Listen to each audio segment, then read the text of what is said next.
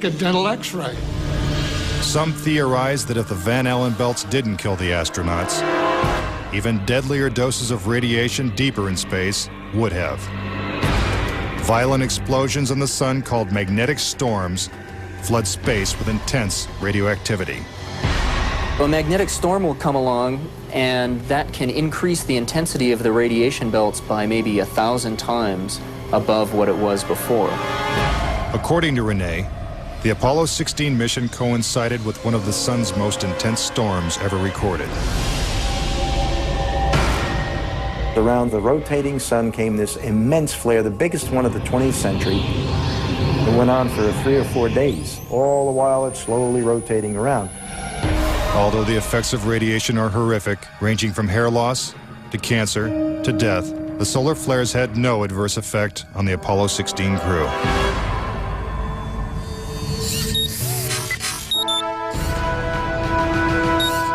NASA had another problem, and one is that the moon's surface is totally inhospitable to man. If you do it in the dark, and that includes any part of the shadow of the spacecraft itself, the temperatures go down to 250 degrees below zero. In the sun, the temperatures go up to 250 degrees above zero.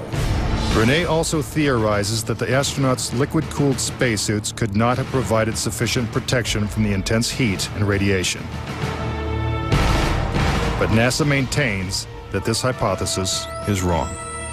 The claim that the radiation on the lunar surface would have incapacitated or hurt the astronauts, it's equal parts bad science and a bad understanding of how we went about designing the equipment. The spacesuits that they wore were incredibly tough and very resilient to lots of different things. If those suits do what NASA says they can do, then I want to see them suit up a guy or two, put him into 3 Mile Island, the pit there that's still hot, and have them clean up the mess. But they can't and they don't.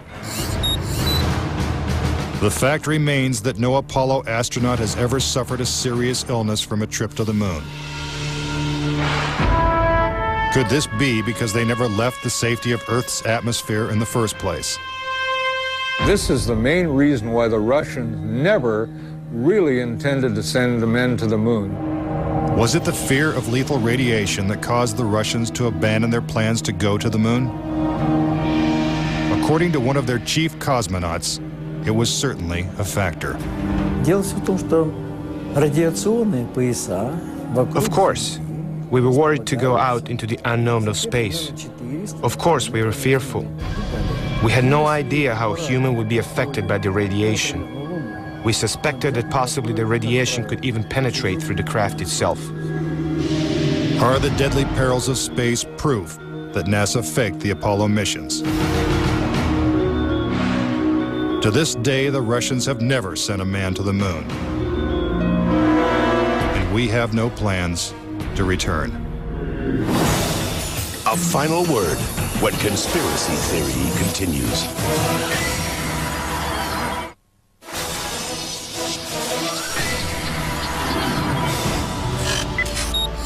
Now, various theories and explanations. Do you believe it's possible for our government to perpetrate such an incredible hoax? Is it conceivable that with its $40 billion price tag, the Apollo program was nothing more than the most expensive movie ever made?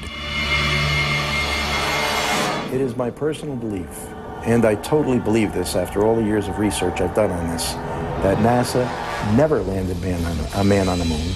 I would say that anybody who believes that we did not go to the moon is an absolute nut.